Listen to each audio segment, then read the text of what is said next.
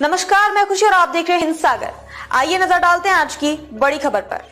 सरकार संसद के बजट सत्र के दूसरे चरण में वक्फ संशोधन बिल लाने की तैयारी कर रही है। यह बिल 2 अप्रैल को लोकसभा में पेश किया जा सकता है। संसदीय कार्य एवं अल्पसंख्यक कल्याण मंत्री किरेन रिजिजू ने 8 अगस्त 2024 को यह बिल लोकसभा में पेश किया था, लेकिन विपक्ष के हंगामे के कारण इसे संयुक्त संसदीय समिति जेपीसी को भेज दिया गया था। जेपीसी की अध्यक्षता जगदम्बिका पाल ने की थी। समिति की रिपोर्ट आने के बाद संशोधित बिल को कैबिनेट ने पहले ही मंजूरी दे दी है। अब अगर सरकार इसे संसद में लाती है तो इसे पास कराना आसान नहीं होगा, क्योंकि यह पहले ही जेपीसी की समीक्षा से गुजर चुका है। संसद में नंबर गेम क्या है? लोकसभा में इस समय कुल 542 सदस्य हैं। इसमें बीजेपी के 240 सांसद हैं, जिससे यह सबसे बड़ी पार्टी है। बीजेपी के नेतृत्व वाला राष्ट्रीय जनतांत्रिक गठबंधन एनडीए कुल 293 सांसदों के साथ बहुमत में है। यह संख्या 272 के जरूरी आंकड़े से ज्यादा है, जो किसी भी बिल को पास कराने के लिए जरूरी होता है। विपक्ष की बात करें तो कांग्रेस के 99 सांसद हैं। इंडिया ब्लॉक में शामिल सभी दलों को मिलाकर इनकी कुल संख्या 233 तक ही पहुंचती है, जो बहुमत से कम है।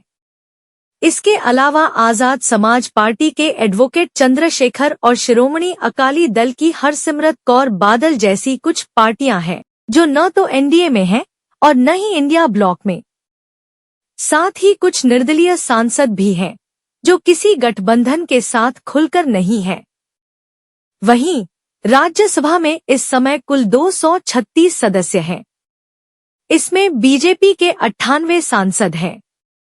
अगर गठबंधनों की बात करें तो एनडीए के पास करीब 115 सांसद हैं। इसके अलावा 6 मनोनीत सदस्य भी हैं, जो आमतौर पर सरकार के पक्ष में मतदान करते हैं। इन्हें जोड़ने पर एनडीए की संख्या 121 तक पहुंच जाती है, जो किसी भी विधेयक को पारित कराने के लिए जरूरी 119 के आंकड़े से 2 ज्यादा है।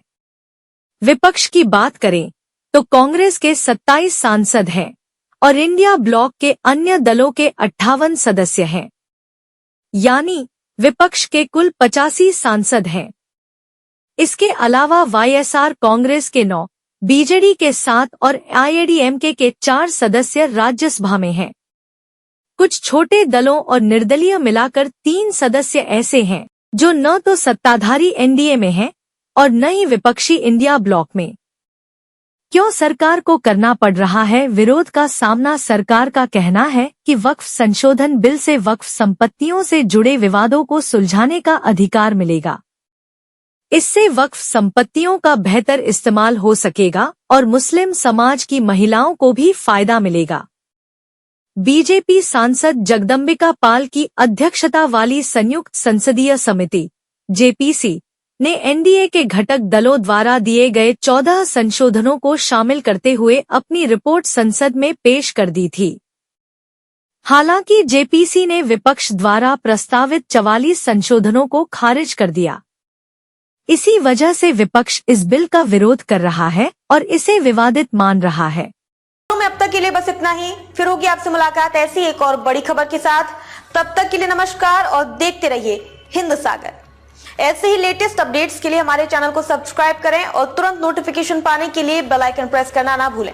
और यदि आप हमें फेसबुक के माध्यम से देख रहे हैं तो हमारे चैनल को फॉलो जरूर करें।